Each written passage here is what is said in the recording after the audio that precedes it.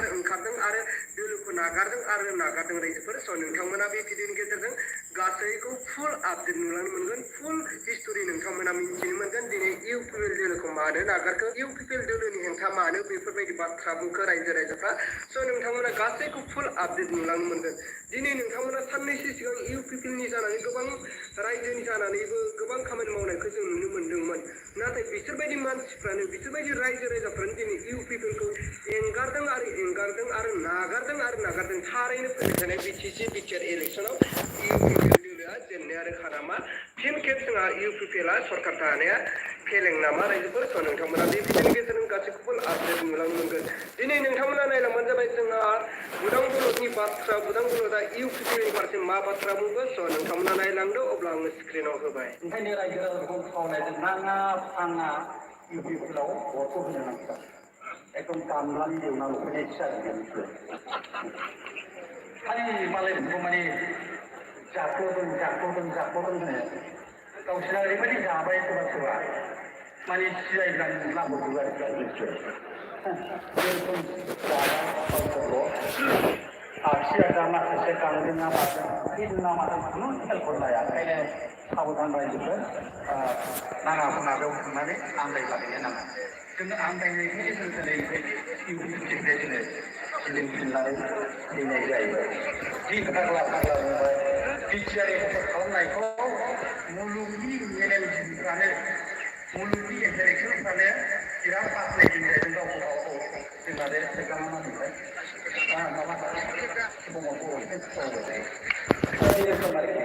मुलुगनि बक्सो मुलुगनि इन्टेलेक्सुवेलफ्रानो बिराद गावखौ कमप्लिमेन्ट होदों जाहैदों आरोखि आरो मबाइल नुवाखै बारायजोबबाय बिदि होना लादों बियो एकदम सानफ्रोमबो आगानफ्रोमबो समफ्रोमबो थगायनाय आरोखि दा बेखायनो आं सानदों बे अमाबैसाखौसो एसामिसि मोनखानाय खर माने बिटिआर सागाननि बिटिआरआ जाहैबाय बिराद गिदिर जिनिस जाहैदों आरोखि माने हमस' हायै गिदिर आरोखि ओमफ्राय बिराद माने नामानो बिराद गिदिर बुंगारबावबायना बिटिआर माने बिराद गिदिर जिनिस जाहैदों आरोखि दा गिदिर जिनिस नालाय आङो गिदिरखौल' नंनानै ओमफ्राय जौ फैसा मोनगोन होनबाय नालाय इउपिपिएलाव लागायबाय आङो सापर्ट खालामबाय ओरैबायदि बेबायदि एकदम दा फैयै नुबाय एकदम नङा आरोखि माने मा होनो बे बिटिआर सुक्ति माने आङो सानदोंमोन मा होनो बे दाउला गेसेरनाय जाहैबाय जोंनि बे दुखु जारलानि खोमसि अमाबैसाफोरा सोरांसिगोन होननानै आङो सानदोंमोन बेफोर जायासै बुंनायालाय गावस्रा बुंदोंमोन एकदम फैसा थाखाफोरनि सावला फैजोबसिगोन माखौ बाहायथबावनो होनदोंमोन आंबो सिरि सानदोंमोन रायजोफोर फैसाखौ आंबो जेव गारनो मोनथारसिगोनब्ला माबाखौ हिनजावखौ सासे माबानानै माबाबावनो मोनबायसै जायासै माबाबावखौ माबानाया जायासै दा जायखिया थगायबाय ओंखायनो रायजो राजाखौ खावलायदों नाङा फाङा इउपिपिएलाव भटखौ होनो नांगौ एकदम दामनानै एवना लुबैनायसो जादों बिसोर खालि मालायफोरखौ माने जाख्ल'दों होनो गावसोरा ओरैबायदि जाबाय सोरबा माने सिलायग्रा लाबोजोबो आरो बिसोर जेरखम जाबाय गावसोरल' आखिया दा माखासे गांदों ना मादों फैदों ना मादों खुनु खेलखौ लाया ओंखायनो साबधान रायजोफोर नाङा फाङा बेयाव थांनानै आन्दायलाहैनो नाङा जोङो आन्दायनायखायनो जों दिनै इउपिपिनिफ्राय जोङो गिदिंफिननानै फैनाय जायो जि फाग्ला बुंबाय बिटिआर खालामनायखौ मुलुगनि मेलेमजिबिफ्रानो मुलुगनि इन्टेलेक्सुवेलफ्रानो बिराद बाख्नायदों जाहैदों गावखौ जोंना बे सेगामानिफ्राय माबा समाव दा बे रोखोम आरोखि मुलुगनि बक्सो मुलुगनि इन्टेलेक्सुवेलफ्रानो बिराद गावखौ कमप्लिमेन्ट होदों जाहैदों आरोखि आरो मबाइल नुवाखै बारायजोबबाय बिदि होना लादों बियो एकदम सानफ्रोमबो आगानफ्रोमबो समफ्रोमबो थगायनाय आरोखि दा बेखायनो आं सानदों बे अमाबैसाखौसो एसामिसि मोनखानाय खरखौ फाननो मोनबाय अब्ला मानाव गेदेर रायजो राजा आरो जानाय लोगो नोंथांमोना थारै नुखाबाय खोनाखाबाय जोंहा बुदां बलदा दिनै BPFनि जानानै मा बाथ्रा बुंखो लोगोसे UPPLनि हेंथायै मा बाथ्रा बुंखो थारैनो UPPL सरकारा जों बयबो रायजो राजाफोरनि थाखाय लोगोसे ओनसोलाव थानाय रायजो राजाफोरनि थाखायनो जेबो मोनसेबो मोजां जौगानाय खामानि मावनो हायाखै नामा बिनि थाखायनो गोबां रायजो राजाफ्रा दुखु मोननानै UPPL दोलोखौ नागारदों आरो नागारनानै दिनै BPFआव जगदान जाहैनायखौ जों नुनो मोनदों अब्ला रायजोफोर नोंथांमोना बिनि बेलायाव नोंथांमोना मा कमेन्ट खालामहरो नोंथांमोना कमेन्टनि गेजेरजों फोरमायहरबानो जाबाय थारैनो फैबाय थानाय BTC इलेक्सनाव थारैनो सोर बबे मोनसे दोलोआ BPF आरो UPPLनि गेजेराव बबे मोनसे दोलोआ देरहासार जानानै फिन खेब जोंनि BTC सरकारखौ बा BTCखौ सरकार सलायगोन थारैनो UPPLआ फिन खेब सरकार सलायबावगोन ना UPPLखौ फेजेननानै BPFआ सरकार सलायगोन बिनि सायाव नोंथांमोना कमेन्टनि गेजेरजों फोरमायहरबानो जाबाय अब्ला रायजोफोर दिनैनि भिडिअखौ आङो बेखिनियावनो फोजोबबाय भिडिअखौ मोजां मोनदोंब्ला लाइक लोगोसे चेनेलखौ मोजां मोनदोंब्ला साबस्क्राइब যেতিয়া ঘৰত মেগী বনোৱা হয়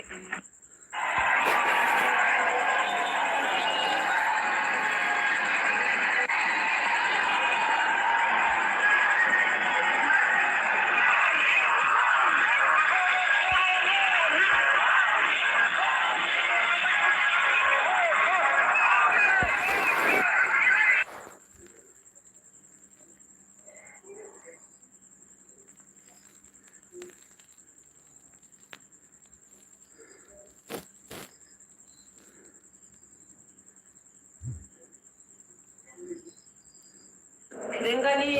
थाखायनो आंनि फिसाया थैनांगौ जाबाय थैनांबाय आंनि फिसाया मानो होननानै बुङोब्ला गावनि समाव थालायखौ गुन्दाखौ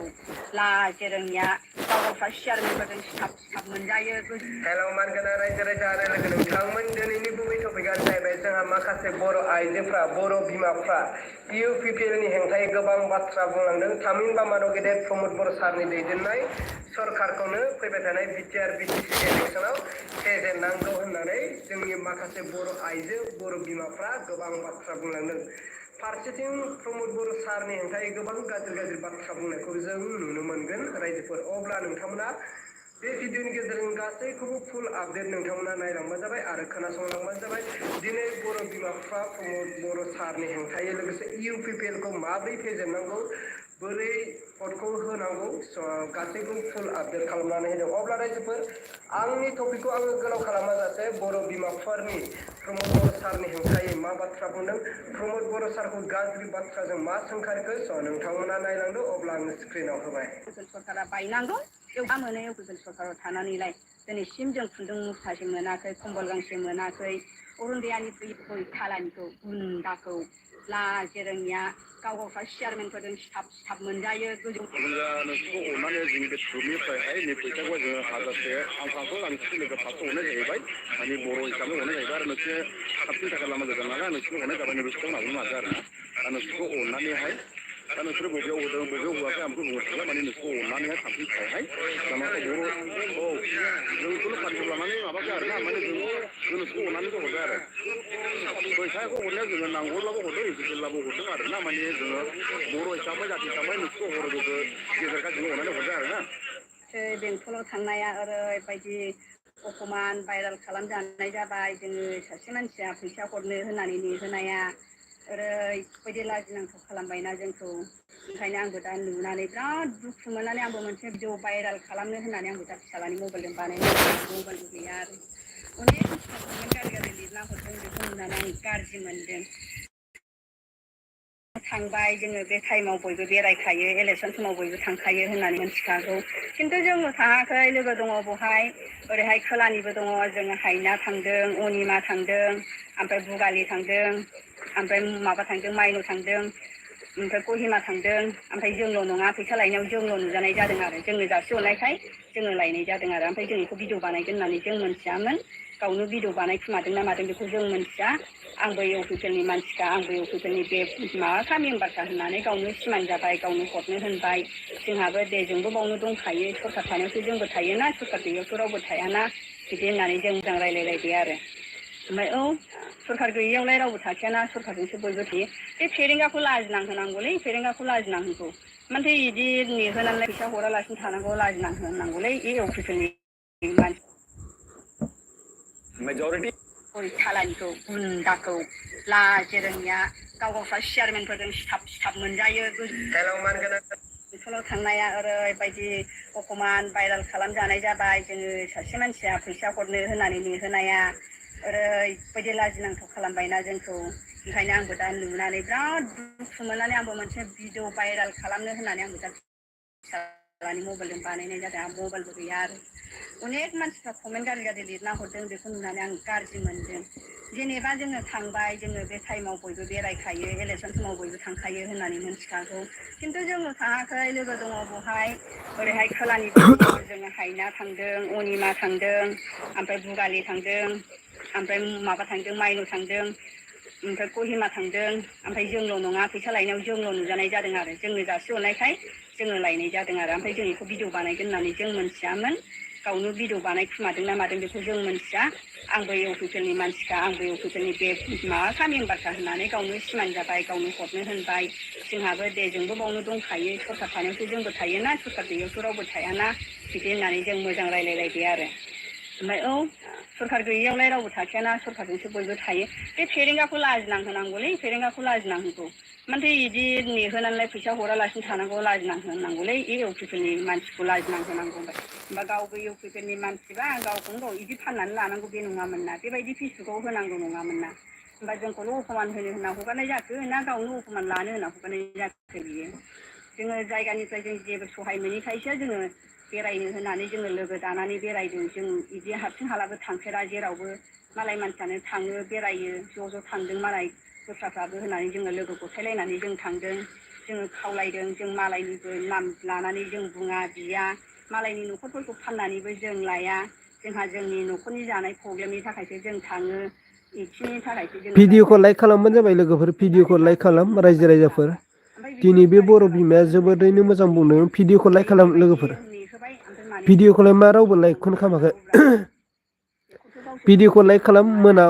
गोजोन मोनाबिलिनि भिडिअखौ लाइक खालामना होबानो जाबाय खालामनांगौ होननानै गावनो बुंलायबाय स' बेवहाय बर' बिमाया रोखा रोखा जोंनो बाथ्रा बुंनानै होदों स' बिनिखायनो नोंथांमोना भिडिअखौ लाइक खालाम लोगोफोर दस्रा मानसिफ्रा नुबाय लाइक अनेक खालाम गाज्रि गाज्रि माबा माबि रावबो होनबाय सासेबो आंहाबोथ' लाइक खालामाखै सागाव स' गोनां जायोना नोंथांमोना बेखायनो सासे लाइक खालाम मानसि दैसोमनि मानसि बियो खुरसालि दैसोमनि बेबो लाइक जुदि खालामनायाव जेबो लस थाङा बुंलायनानै नाम नैबे दान्थेलायनानै मादैनि बुंनायखौ हरोब्ला खोनासंबानो बे जाबाय दाउलाया इउपिपिएलनि मोनजानायखाय बियो उदै देरनायखाय देनजार देखायनानै जागासिनो गोसो जायोबा आंनाव न'आव फैनानै रायफैनो हायोना आंनि हौवाजोंनो सिनायलायो नुलायो जोङो जायगानिखा जोंबो गोजाननि नंखाया लावख्रिगुरिनिखासोमोन जोंखौथ' सिनायो डाइरेक्ट फैना मानो बिदि बेरायनांगौ बाजै बा बेवाइ होनफैना आंखौ मानो आंखौ बेबायदि गाज्रि गाज्रि कमेन्ट हरनांगौ मा भिखारि सिस्टेम थाबायनानै जानाय आं भिखारि नङा आं लोगोफोरजोंसो थांदों आं लोगोफोरजोंसो थांनो होननानै आं थांदों आं हारसिंल' नङा लोगोफोर लोगो लानायखायसो आंबो थांदों बेखौलाय मानो आंखौ 7 बिगा बागान दङ 9 बिगा बागान दङ मानो बिदि होनलायनांगौ नोंसोर मालाय बागान गोनां नङा नामा नोंसोरबो बोरै जादों नोंसोरो बोरैहाय बेबायदि थाखा मोनजानायखायसो नोंसोरो दुन्द्रायाखै नोंसोरनि बायदि मोथा थाखा लाया जोङो दा गरिब गुन्द्रानि अथ' फैयो जोङो मा मोनो इउपिपिएल सरकाराव थानानैलाय दिनैसिम जों खुन्दुं मुसासे मोनाखै कम्बल गांसे मोनाखै अरुनदयानि फैयो बेखौबो जों खनथाम गाहाम हरबाय जों दिनैसिम बासिनानै गालांजायो जों जेबो मोनाखै होनबा जों दुखु मोना अब्ला बिनि थाखाय सरकाराव नोंथांमोना थाबोलायनायखौ भिडिअखौ लाइक खालाम भिडिअखौ सानसेखालि लाइक खुन्दुं लायनो थांबाय आं चेयारमेनाव हरनो हाया स' नोंथांमोननि थाखाय आं सानदों लाइभ नोंसोरो लानानै फैदों बेनिखायनो बिपिएलनि नोंथांमोना होननानै भिडिअखौ लाइक फोथाया खालाम जोंखौ इउपिपिएलआव गैया लाइक होननानै खालाम जोङो लोगोफोर खनसेबो साइन भिडिअखौ लाइक हराखै खालाम ओंखायनो एबारो इउपिपिएल सरकारा बायनांगौ इउपिपिएलनि लेदा जोंनि बिपिएफआवबो हाबनो मोना डाइरेक्ट जोंबो बेफोरखौ अफमानबो होगोन भिडिअबो बानायनानै जों उनावबो हगारनाय जाबावगोन आरो बेबायदिखौ जों बिपिएफनिखा सिगांनो जों बिपिएफनिखा ओंखायनो जोङो सरकार गैयियाव जोङो इउपिपिएलजों लोगो जादोंमोन जोङो दा जेबो सायज मोनैखाय जों ओंखारफिनबाय आरो हराबो गैखाला इसोरो जेनखागोन एबाराव डाइरेक्टखा मोनसे आंनि हौवाखौ बेबायदि नाम दांथिलायनानै कमेन्ट हरनांगौ बे नङामोन बे दाउलानि नामखौ गामिनिखौ मोनथियो आं गय थालानिखौ गुन्दाखौ लाजि रोङिया गाव गावस्रा चेयारमेनफोरजों सिथाब मोनजायो गोजौनिफ्राय थाखा फैसा फैबा मोनजायो अफिसाव जा सफैयो बेखौ फागायनानै मोनो मानसि नायै मानसि 2 लाखनि हनै लेबु बागाननि बानायदों गय बागाननि बानायदों सोरनोबा बानायदों जोंफ्रा बोरो जोंहा जेबो गैया मालायफोरनाव जखानिबो सोना होदों नायना होदों बुरो जोंनो बेफोरखौ लाजिनाङासै इउपिपिएलआ खौ लाजिनाङासै मा मोखाव फेसबुकाव हगारलायनाय लाइक हरलायनाय कमेन्ट हरलायनायसो लाजि रोङिफ्रा गावसिनि हगारनायखौनो गावसोरनो नायनानै उल्था कमेन्ट होलायलायबाय लैजा गैयिफ्रा एबार एब्रेनानै जाबाव बिपिएलनियाव नुगोन नोंसोरखौबो देनजार दा नोंसोरो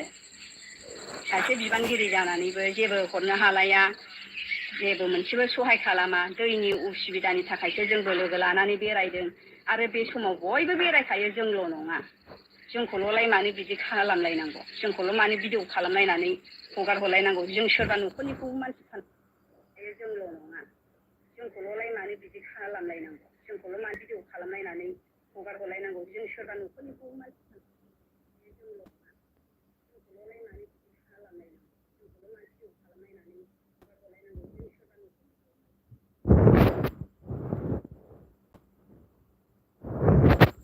বিটিসি বিটিআর হওয়া নাই বিটিসি আছে আমরা জামাইয়া জনমনে করেছে রাস্তায় করেছে ডিজিটাল ভিলেজ করা নাই কিভাবে ডিজিটাল কম্পিউটারতে দরখাস্ত দিলে আইব কম্পিউটারে পয়সা তো জায়গা আছে মনে জানো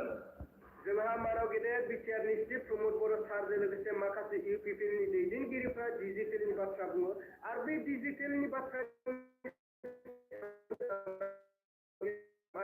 बुंथिगिरि बिसुजित दैमार सारा दिनै नोंथांमोना गासैखौ नुलांनो मोनगोन अब्ला आङो भिडिअखौ गोलाव खालामा जासे आङो स्क्रिनाव होबाय जोंहा मानाव गेदेर बिसुजित दैमार सारनि बिबुंथिखौ नोंथांमोना नायग्रोबानो जाबाय সরকার হাজার সরকার এই বিটিসি অঞ্চল একই নকরিলে এইটার কারণে আমরা পরিবর্তন লাগে আর পরিবর্তন তো পরিবর্তন হলো আজি যে নির্বাচন হবো কিভাবে নির্বাচন হবো বিটিসি নির্বাচন হবো এই বিটিসি কি আসলে 2003 সালত আমরা মহিলাই দাওলিয়া যেতিয়া বিএনপি নেতা আসলে সরকারের লগত যেতিয়া কথা পাতিছিল ভারত সরকার অসম সরকারের লগত হাগ্ৰামা মহিলাই দাওলিয়াই চুক্তি স্বাক্ষৰ কৰিছিল আৰু এই চুক্তিত কি আছিল এখন আছিল এখিলা কাগজ আৰু এই কাগজত লিখা হৈছিলে অসমৰ উত্তৰ অঞ্চলত এই ভূটানৰ এই চেৰফাঙত ভেলীত ভাৰত সংবিধানৰ ৬ষ্ঠ অনুসূচীৰ দ্বাৰা এটা প্ৰশাসনিক ব্যৱস্থা বিটিচিৰ নামেৰে বিটিডি এই অংশ বুলি কৈ ফালে গঠন কৰা হ'ব হোৱা নাই বিটিচিটো নাছিলে 2003 আছিল নেকি বিটিচি আছিল 2003 চনত কথাহে আছিলে লিখাহে আছিলে আজি বিটিচিৰ তৃতীয়বাৰৰ ইলেকশ্যন কেইবাৰ তৃতীয়বাৰ না চতুৰ্থ চতুৰ্থবাৰ নিৰ্বাচন সবে খেলিব লাগিছে এই বিটিচিখন কোনে কৰিছে হাগ্ৰামা মহিলাই ডাঙৰীয়াই চুক্তি কৰি আনি ইয়াত এই বিটিচিখন হাগ্ৰামাই কৰিছে কাৰণে আজি সবে নিৰ্বাচন খেলিব পাইছে হয় নে নহয়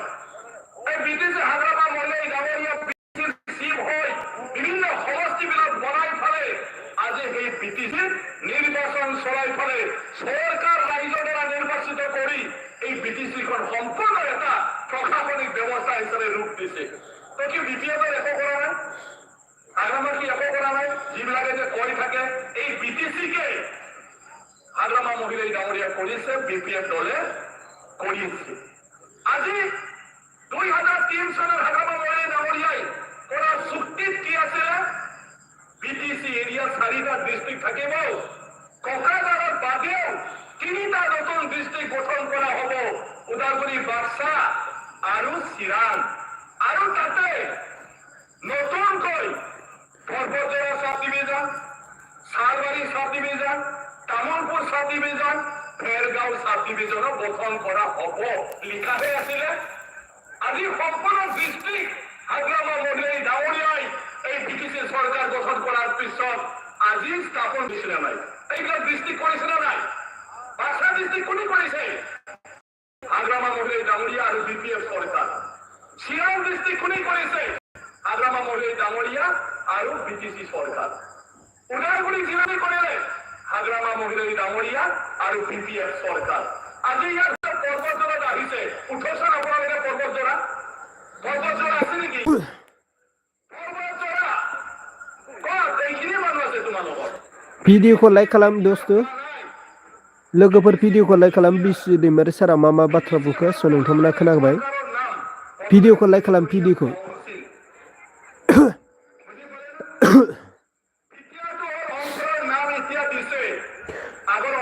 पसिसन भिउस जानानैबो नोंथांमोना भिडिअ मोनसे लाइकबो मोनसेबो खालामाखै स' बेनिखायनो भिडिअखौ लाइक खालाम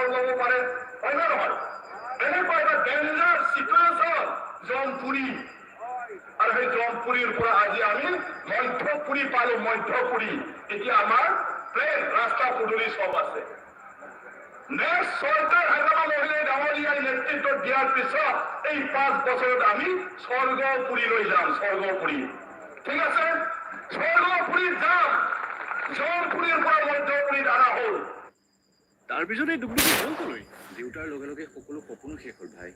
এতিয়াতো মাত্ৰ নিজৰ গেৰেজত অৰুণোদয় বহুতে পোৱা নাই এই ৰেচন কাৰ্ড যাৰ যাৰ আছে অতি শীঘ্ৰে চবে অৰুণোদয় পাব যাইहा ৰেচন কাৰ্ড दङ बयबो अरुणोदय मोननो थांगासिनो दङ एबार सरकारा नियमखौ सोलायबाय दा समा फैयाखैना रानाखै सानसे साननैनि उनावनो बयनिबो न'खराव फर्म थांगोन गांसे এদিন দুদিনৰ পিছতে সবৰ ঘৰতো ফৰ্ম যাব সবে ফৰ্মটো ফিল আপ কৰি দিব ফৰ্মखौ মোজাङै ফিল আপ খাलामनानै हो बयबो ৰেচন কাৰ্ড मोनगोन এতিয়া ৰেচন কাৰ্ড অৰুণোদয় मोनगोन ৰেচন কাৰ্ডৰ লগত কি পাব এতিয়া হিসাব কৰক 1 নম্বৰ ৰেচন কাৰ্ডजों মাইৰং मोनगोन ৰেচন কাৰ্ডৰ লগত চাউল পাব 2 নম্বৰ ৰেচন কাৰ্ডৰ লগত 1200 টকাৰ অৰুণোদয় পালে যাৰ ৰেচন কাৰ্ড আছে 2 নম্বৰ 3 নম্বৰ ৰেচন কাৰ্ড मोननायनि उनाव ৰেচন কাৰ্ড থকা বিলাকৰ ঘৰত যদি কোনোবা জ্যেষ্ঠ মানে মালিক বুলি যা কোৱা হয় অভিভাৱক বিয়োগ হয় নখरनि सोरबा बैसोगोरासिन सोरबा सासे गोमोरलांबाय इसोरा दा खालामथों बियो लोगो लोगोनो 2 लाख रां मोनगोन बे रेशन कार्डनि गेजेरजों आरोबाव मोनसे दंबावो जायहा रेशन कार्ड दङ যার রেশন কার্ড আছে বেমার আজার হলে 5 লাখ টাকা লৈকে ট্রিটমেন্ট ফ্রি পাবো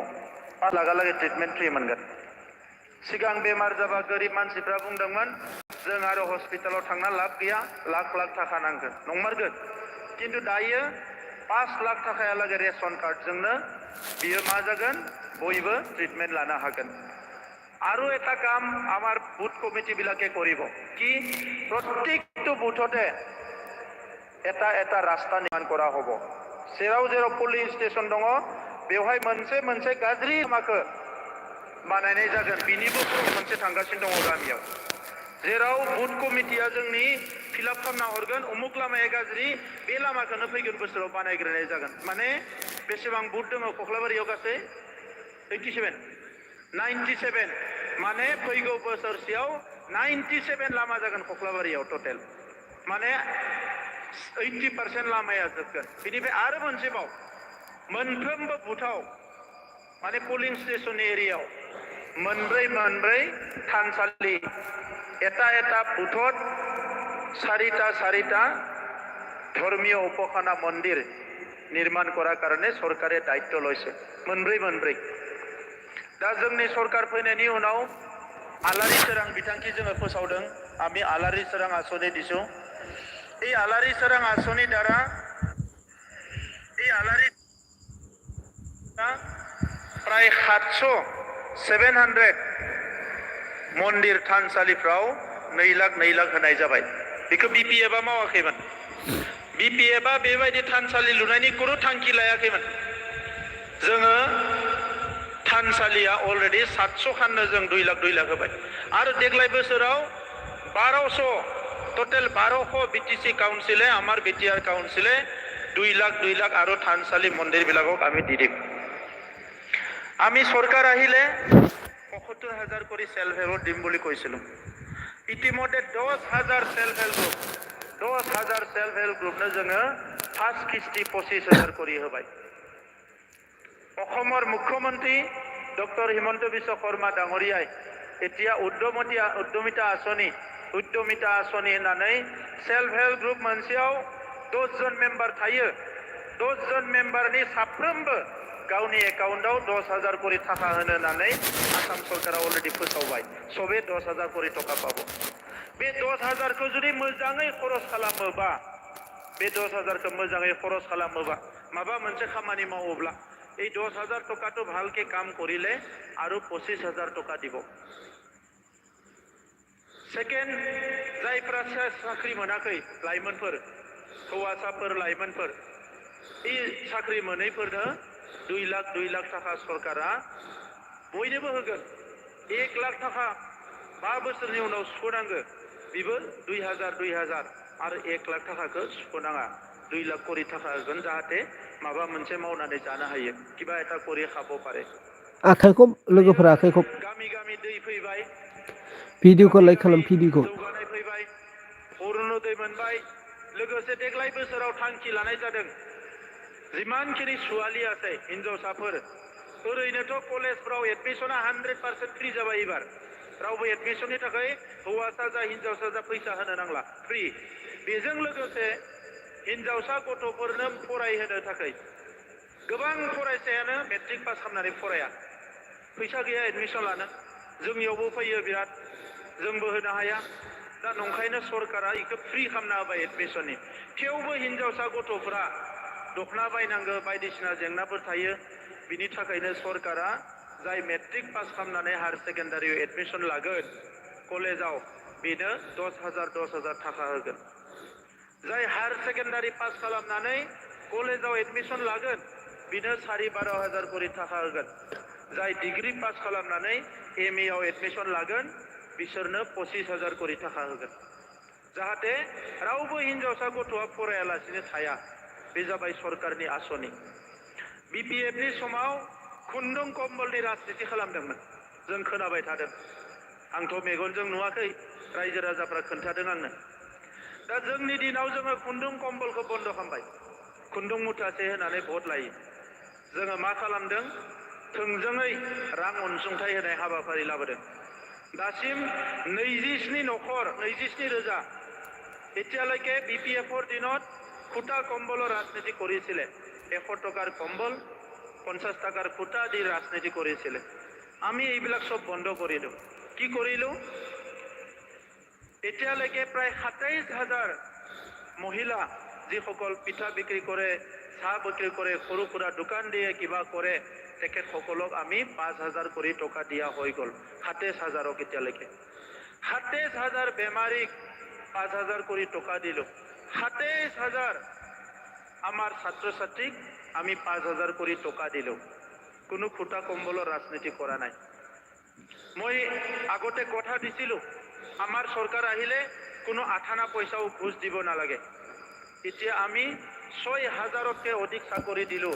6,000 নিকৈ বাংसिन চাকৰি होबाय रावबो आठाना फैसाबो घुस होनो गोनां जायाखै কোনো आठाना फैसा घुस দিব লগা হোৱা নাই বিপিএফৰ দিনত লাখ লাখ টকা ঘুষ দিব লগা হৈছিল সাধাৰণ কন্ট্রাকচুয়াল চাকৰিত আমি রেগুলার চাকৰি দিছোঁ কিন্তু আঠানা পইচাও ঘুষ দিব লগা হোৱা নাই আঠানা फैसाबो घुस होनाखै आरो फैगौ मास मोनथामनि गेजेराव कमसे कम 7,000 साकरि ओंखारबावगोन जोंनि काउन्सिलाव मोनसेया जाबाय मास्टारफोर 4,500सो आरो गुबुन गुबुन साख्रि 2,000सो गासै 7,000 साकरि ओंखारगोन मोनसेल' खावलायनाय घुस होनो थाखाय रावबो रेडि जानो नाङा गथ'फोरखौ इन्टारभिउ पास खालामनो थाखाय बयबो रेडि खालाम दानि खामानिया बेल' नैबे समाव आंनि न'खरनिबो रावबो साख्रि मोनाखै थांनाय 3 बोसोराव 6,000 साख्रि मोनबाय जाय इन्टारभिउआव पास खालामदों बेनो साख्रि मोनदों दा बेनिखायनो रायजोफोर मोनसे सोलायनाय लाबोनो थाखाय जोङो फैदोंमोन आं सिगांबो कक्लाबारियाव गोबां मिटिं गादों दाबो बुंगोन राजखान्थि खालामनाया आंनि जिउनि थांखि नङा गोबां बखिबाय थायो जाति फानबाय मा फानबाय बायदिसिना बेखौनो 17 बोसोरसो बुंबाय बिपिएफआ आंखौ आंबो सोंबाय थादों जाति फानग्रा दखाना बहा दङ आंनो खोन्था दाबो खोन्थाया जि फाननाय अमा फाननाय दाउ फाननाय बेदर फाननाय दखानफोरखौ नुदो जाति फाननाय दखानखौथ' आं नुवाखै दा जाति फानग्राफोरा लासै लासैनो गैयानिफ्राय गैया जालांदों मानो 17 बोसोर रायजो राजाफ्रा गोसो गोरबोजों अनदोंमोन नाथाय बे 17 बोसोराव बिथांमोना रायजोनि अननायखौ बुजियाखिसै जौ जुवा बुलायनाय हिंसायारि थासारि जेरै गोसो एरै सरकारखौ सालायलांदोंमोन नाथाय दिनै बे थेर बेथेर जाबाय नोंथांमोना नुदों दाख्लै बावै कक्लाबारिनि सालबारिनि एमसिएलए जय मुसाहारिया जोंनि हान्जायाव जइन जाबाय नै थांनाय 12 तारिखआवल' खेबथाम मन्त्रि जानाय चन्दन ब्रह्म बिथाङा जोंनि पार्टियाव जइन जाबाय रोजा रोजा मानसिफ्रा फैगासिनो दङ आंहा बेवहाय जेबो बुंनांगौ गैया जाय समाजखौ मोजां मोनो जाय माहारिखौ मोजां मोनो जाय माहारि जौगानायनि खामानि मावनो सानो बियो फैनानै इउपिपिएलआव खामानि मावनो हागोन नाथाय जौ जुवा गाज्रि थासारिखौ कुनु कारनाव राजखान्थिनि थाखाय जोङो बेखौ बाहायनो मोना मोजां थासारियाव बयबो थांनांगोन बेखौ जों लुबैयो दिनैनि समाव लेखा फरायनाया जोंहा जौगानायनिफ्राय जौगालांदों बिथांमोननि सरकार सालायनाय समाव मेट्रिक आनजादनि रिजाल्ट होयोब्ला जोंनि बिटिसिआ बयनिख्रुइ सिङाव थायोमोन दायो गोजौ गोजौ जिल्लाफोर आपार आसामनि जायफोर 1 नाम्बाराव थाबाय थायोमोन बिसोरखौ गाख्लायनानै बाक्सा चिराङा गोजौआव फैबाय सबसे टपआव बोसोरनै एकेलगे बे मालाबाबो जायाखैमोन दा दिनैनि समाव जोङो गोबां हाबाफारि आखायाव लादों जेब्ला सुक्ति जायो 2020आव बिटिआरनि सुक्ति जायो होनबा इन्डिभिफोरा बाहेरायाव थानायनि खाबु गैला न'आव थानांसिगौ मा मावनानै जायो गावसोरनि गोसो दा बे फैबाय मा मावनानै जानो जेबो खामानि गैया गोदाव सोराव न'आवनो थाबाय जायो हेलौ मानगोना रायजो लोगो नोंथांमोन दिनैनि गुबै टपिकआनो जाहैबाय जोंहा रसमा ब्रह्मआबो दिनै अब्ला रन्जन दैमारिखौ जेलनिफ्राय सख'नांगौ होननानै जोङो दाबि खालामहैदों अब्लानिया आसामखौ दैदेनबाय थानाय सरकाराव थानाय मानसिफ्रा रन्जन दैमारिखौ जेलनिफ्राय सख'नोब्ला प्रमद बर'जों सावराय जि बाथ्राखौ जोङो नंखाय हाला रायजो राजाखौ थगायगासिनो दङ जाय बिमाया जिगु जौ सेरेब फाननानै जादोंमोन दिनैसिमबो मानो जानो गोनां जादों पिपेलजों होआ दिनै मानो बै हाग्रानि मैगं दिंखिया मैगं थास' मैगं फाननानै हेलौ मानगोना रायजो लोगो नोंथांमोन थाखाय मोनसे गोदान भिडिअ लानानै फैदों आरो दिनैनि गुबै टपिकआनो जाहैबाय जोंहा इउपिपिएलनि सासे दाद आइजो बिना गयारिया दिनै गावसोरनि प्रमद बर' सारनि बुंनाय बाथ्रानि सायावनो फिन खेब दिनैहाय खेंफोरथि होफैदों जोंहा बिना गयारिया जेब्लानाखि सानसे समाव प्रमद बर' सारा दिनै बै समाव बर' लाइमोनफोरनि थाखाय साख्रिनि बाथ्रा बुंदों आरो बर' आइजो रायजो राजाफोरनि खामानि मावनायनि सायाव आरो मैगं थाइगं फाननायनि सायाव मा बाथ्रा बुंदोंमोन बिनि सायावनो फिन खेब जोंहा बिना गयारिया दिनै खेंफोरथि होफैदों लोगोसे प्रमद बर' साराबो दिनै बर' लाइमोनफोरखौ साख्रि होनायनि बिसय मा बुंदोंमोन आरो माबायदियै दिनै बर' लाइमोनफ्रा साख्रि मोननो हागौ बिनि बाथ्रा दिनै प्रमद बर' सारा बुंदों फारसेथिं हाग्रामा महिलारि साराबो दिनै प्रमद बर' सारनि बुंनाय बाथ्रायाव दिनैहाय हाग्रामा महिलारि सारा रिप्लाइ होदों बा खेंफोरथि होफैदों जे प्रमद बर' सारनि बुंनाय बाथ्रानि सायावनो दिनै हाग्रामा महिलारि साराबो रोखा रोखा खेंफोरथि होफैदों अब्ला रायजो राजा लोगो नोंथांमोन आंनि टपिकखौ आं गोलाव खालामाजासे जोंहा बिना गयारि आरो लोगोसे प्रमद बर' सार आरो हाग्रामा महिलारि सार बिसोर साथामनि टपिकखौ नोंथांमोना स्क्रिनाव नुनो मोनगोन स' नोंथांमोना जोबजासे नायलांबानो जाबाय अब्ला आङो गिबियाव होग्रोगोन जोंहा इउपिपिएलनि सासे दाद आइजो बिना गयारिनि बिबुंथि बिना गयारिया दिनैहाय गावसोरनि इउपिपिएल बा बिटिआरनि चिफ प्रमद बर' सारनि बुंनायनि बाथ्रायावनो दिनै फिन खेब खेंफोरथि होफैदों रोखा रोखा खेंफोरथि होफैदों आरो बिना गयारिया मा बुंदों स' नोंथांमोना जोबजासे नायलांबानो जाबाय आरो स्टेप बाय स्टेप आङो बिसोर साथामनि टपिकखौ आङो होलांगोन स' नोंथांमोना नायबानो जाबाय बिना गयारिनि टपिकखौ इउपिपिएल दोलोआ नंखाय खाला रायजो राजाखौ थगायगासिनो दङ जाय बिमाया जिगु जौ सेरेब फाननानै जादोंमोन दिनैसिमबो मानो जानो गोनां जादों इउपिपिएल दोलोआ दिनै मानो बै हाग्रानि मैगं दिंखिया मैगं थास' मैगं फाननानै दिनैसिमबो बिमाया मानो जानो गोनां जादों बे प्रमद बर' सेक्रेटारि मातृ কাৰণে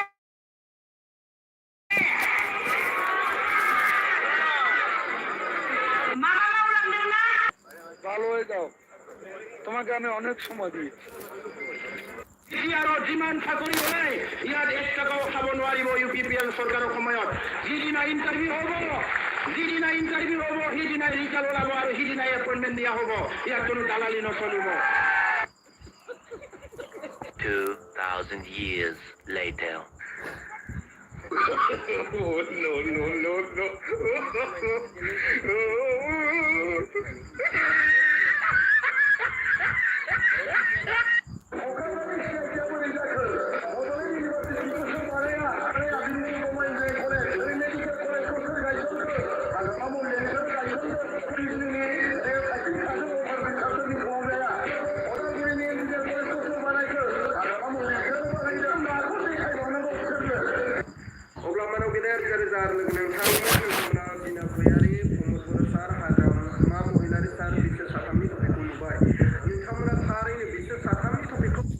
थालानिखौ गुन्दाखौ लाजेरोंनिया गाव गावस्रा चेयारमेनफोरजों सिथाब मोनजायो हेलौ मानगोनार